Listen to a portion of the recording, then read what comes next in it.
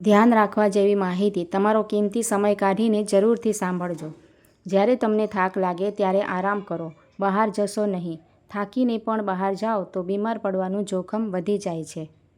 દરરોજ અડધો કલાક વ્યાયામ કરો. સાંજે તાંબાના વાસણમાં પાણી ભરો અને સવારે સૂર્યોદય પહેલાં તેને ખાલી મોંએ દાંત સાફ કર્યા વગર પીવો અને 15 મિનિટ ચાલવું પણ જોઈએ. તેનાથી પેટના રોગો મટે છે. દાડમનું સેવન કરો. જ્યારે પણ કોઈ વ્યક્તિ બીમાર પડે છે ત્યારે ડૉક્ટર તેને સૌથી પહેલાં દાડમ ખાવાની સલાહ આપે છે. આ ફળ રોગો માટે રામબાણ સાબિત થાય છે. 5. ડૉક્ટરની સલાહ લીધા વિના કોઈપણ દવા ન લો અને નાની બીમારીઓ માટે પેનકિલર લેવાનું બંધ કરો, કારણ કે પેનકિલર ખૂબ જ હાનિકારક છે. 6. તમારા આહારનું ધ્યાન રાખો. તમારા આહારમાં પ્રોટીન અને વિટામિન્સ લેવાનું ધ્યાન રાખો. ફાસ્ટ ફૂડ પર વધારે ધ્યાન ન આપો, કારણ કે તે ખૂબ જ નુકસાનકારક છે. સ્વચ્છતા પર ધ્યાન આપો. મોટાભાગના રોગો ગંદકીના કારણે થાય છે. બેક્ટેરિયા ગંદકીમાં વધે છે અને તમને બીમાર બનાવે છે. 8. આજકાલ લોકો ઘણા તણાવમાં રહે છે. તણાવ માણસને અંદરથી નષ્ટ કરે છે. તેથી તે મહત્વપૂર્ણ છે કે તમે તમારા જીવનમાંથી તણાવને દૂર કરો. 9. જે લોકો ખૂબ જ નબળાઈ અનુભવે છે તેમણે એલચીના દાણાને એક ગ્લાસ ગરમ દૂધમાં ઉકાળીને પીવું જોઈએ. તેનાથી બધી જ નબળાઈ દૂર થઈ જશે. 10. લંચ અને ડિનર પછી લસણની એક કળી ખાવી જોઈએ. તેનાથી તમને ગેસની સમસ્યામાં ફાયદો થશે.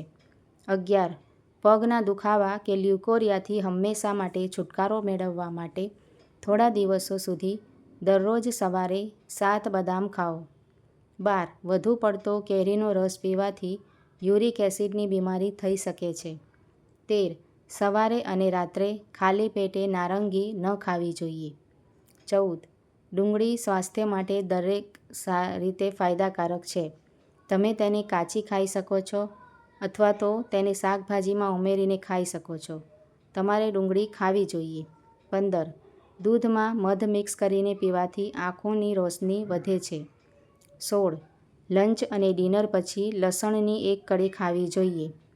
તેનાથી તમને ગેસની સમસ્યામાં ફાયદો થશે. 17. જો ખોરાક ખાધા પછી અપચો કે ખાટા ઓડકારની સમસ્યા હોય તો ડુંગળી પર લીંબુ નીચોવીને ખાવાની સાથે ખાવું જોઈએ. તેનાથી અપચો થતો નથી. 18. દ્રાક્ષને મીઠા સાથે ખાવાથી ફેફસાંનું કેન્સર થતું નથી. 19. કાકડીનું સેવન કરવાથી હૃદયના ધબકારા સામાન્ય રહે છે. 20. જો પેશાબ ખૂબ જ પીળો થઈ જાય તો લીંબુ પાણી પીવાનું શરૂ કરો. 21. કાજુનું સેવન કરવાથી મગજ અને આંખોની રોશની તેજ થાય છે. 22. તુલસીના પાનનો ઉકાળો પીવાથી શરદી અને ઉધરસમાં રાહત મળે છે. 23.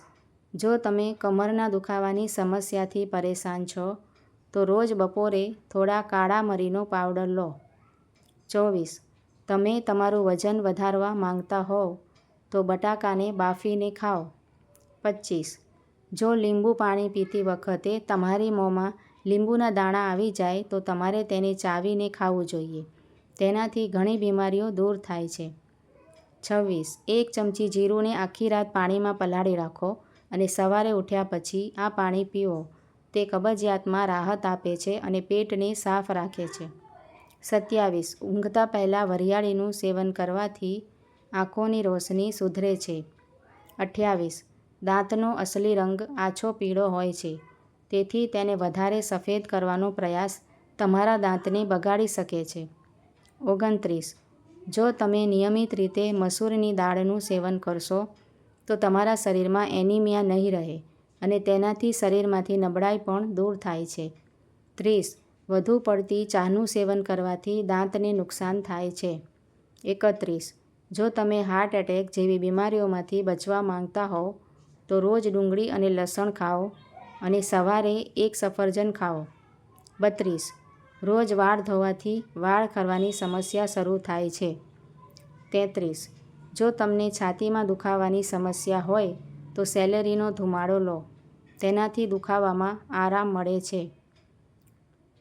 34. દરરોજ ચહેરા પર ક્રીમ લગાવવાથી ચહેરા પર ચમક આવે છે. ક્રીમ ત્વચાની શુષ્કતા દૂર કરે છે અને ત્વચાને ચમકદાર બનાવે છે. 35.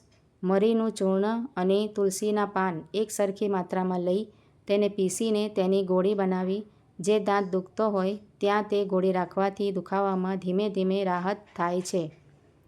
35. દાંતના પોલાણમાં ફુદીનાના ફૂલ ભરવાથી દાંતના કૃમિ મટે છે અને દુખાવો પણ દૂર થાય છે. 36. તેજપત્તના ચૂર્ણને દાંત પર ઘસવાથી દાંત ચમકદાર બને છે. 37. રોજ થોડા સૂર્યપ્રકાશમાં રહેવાથી દાંત અને હાડકાની તંદુરસ્તી વધે છે. 38. આમળાને શેકીને તેમાં સેંધું નમક મેળવી બારીક ચૂર્ણ બનાવીને તેની સાથે થોડો સરસવના તેલના ટીપાં નાખી તેનાથી નિયમિત માલિશ કરવાથી પાયોરિયા મટે છે. 39. ચમેલીના પાનને મોઢામાં રાખીને ચાવવાથી પેઢાનો દુખાવો અને મોંના છાલા મટે છે.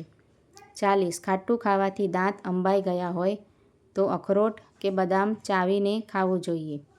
41. હિંગનો ભોજનમાં ઉપયોગ કરવાથી ગેસ થતો નથી. હિંગને શેકીને ખાવાથી ગેસની તકલીફ દૂર થાય છે અને હિંગને ગરમ પાણીમાં ભેળવી નાભીની આસપાસ લગાવવાથી ગેસ દૂર થાય છે. 42. ગેસ ન થાય તે માટે જમ્યા પછી થોડું ચાલવાની ટેવ રાખો. 43. મુખવાસ તરીકે અજમાનો ઉપયોગ કરો અથવા અજમાનો કોઈને કોઈ રીતે ખાવામાં ઉપયોગ કરો જેથી ગેસની તકલીફ થાય નહીં. 44. ફુદીનાના રસમાં મધ મેળવીને પીવાથી પાચન બરાબર થાય છે, પેટ સારું આવે છે અને ગેસ થતો નથી. 45. ભોજન લીધા પછી રોજ 1 ગ્લાસ ગરમ પાણી પીવાથી પણ ગેસ થતો નથી. 46. નિયમિત રીતે પેટની માલિશ અને વ્યાયામ કરવાથી પાચન સુધરે છે અને ગેસની તકલીફ થતી નથી. 47. રોજ ગરમ ખાવાની આદત પાડો અને ધીરે ધીરે પણ ખાવું જોઈએ. 48. તુલસીના પાન વાટી તેની ગોળીઓ બનાવીને ખાવાથી ગેસ, અપચો વગેરેમાં તરત જ રાહત મળે છે. 49. લીંબુનો રસ હૂંફાળા પાણીમાં પીવાથી ખાટા ઓડકાર અને ગેસની તકલીફ દૂર થાય છે. 50. ગેસ થયો હોય ત્યારે કે પેટમાં દુખતું હોય ત્યારે એરંડાના પાનને ગરમ કરીને પેટ પર શેક કરવાથી તરત જ લાભ થાય છે. 51. ફુદીનાના અર્કમાં અજમો, કપૂર અને મરીના 3-4 ટીપાં પીવાથી ગેસમાં રાહત થાય છે. મિત્રો, જો તમને મારો વિડીયો ગમ્યો હોય તો એને લાઈક કરજો, શેર કરજો અને આવા જ વિડીયો જોવા માટે મારી ચેનલને સબસ્ક્રાઈબ જરૂરથી કરજો. વિડીયો જોવા માટે આભાર છે. Thank you.